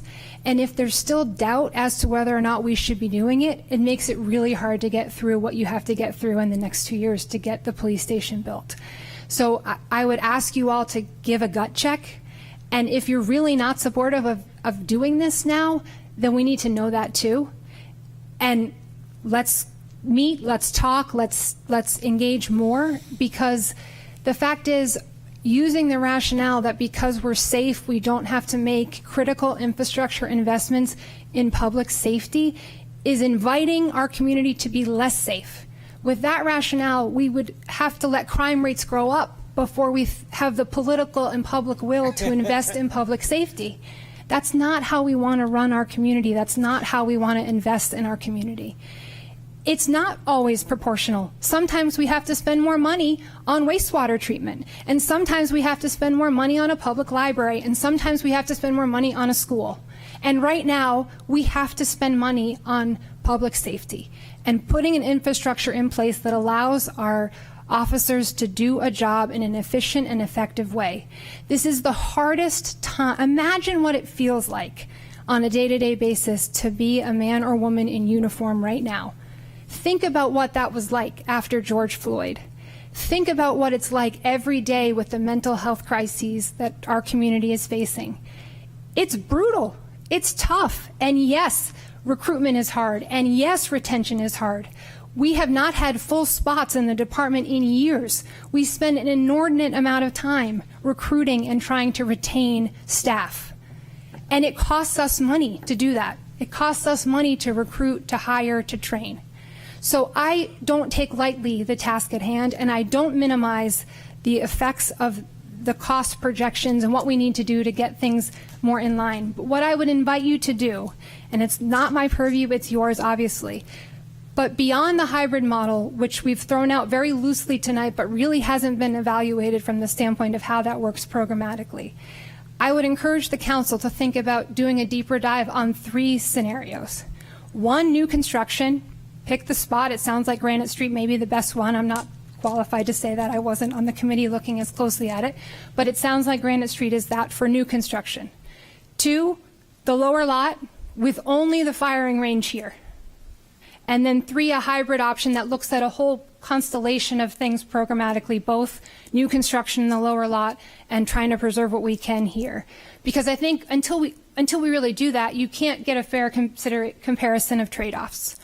And again, I would just say, I know it's hard. I appreciate very deeply and personally the challenge you have before you. I thank you for doing it. I do think the gut check about whether or not this is really a priority we need to undertake now is critical, because it's going to be hard. And in order to get through the case that has to be made to the community, you have to believe this is the right thing to prioritize right now. Thank you. Thank you, Commissioner, and thank you for all the work that you've given to Portsmouth, both as a counselor and as a police commissioner. I am confident I will see you in those seats for a long time to come. We're going to go to public comment.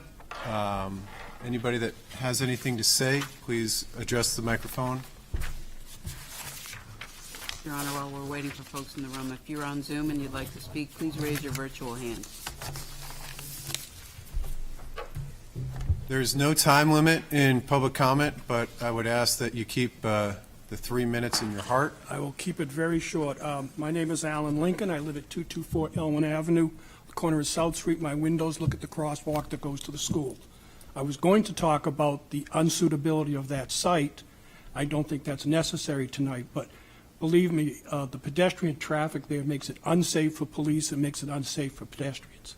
I do want to follow up on a comment about crime rates. I spent 35 years as a professor of criminal justice. I've chaired 3 search committees for chiefs and captains. There is no doubt in my mind that crime rates are not related to the size of the police building. Crime rates are related to the quality of your police department. The fact that our crime rate is low is due to the quality of our police. I don't know what our crime rates would be if we had ineffective policing. So keep that in mind as you go forward with this. The quality of the building certainly will help attract. But we're very fortunate to have the quality of police that we have in this community. So thank you. Thank you. Thank you. Any others for public comment? Well, good evening. My name is Bob Carash, and I live on Haven Road. And I had, on the 22nd of November, had sent an email that I'm not sure ever got to wherever it was supposed to get. So I'm going to give a copy of it to Suzanne, and she'll disseminate it. And I just thank you very much. One of my points of concern is that when we get all said and done, what's the financing going to look like? Is it going to be a bond issue? What will be the impact? Are there other major developments that are coming down the road in the next, 5 or 10 years? Water treatment was one of them. And I'm just saying that I'm in favor of supporting the police. I think they're doing a great job. It's a wonderful city we have. You're all working really hard, which I appreciate. And I think this can get done, but it also has to be considered in a broad context. So, but thank you very much. Thank you. Thank you. Thank you. Any others for public comment?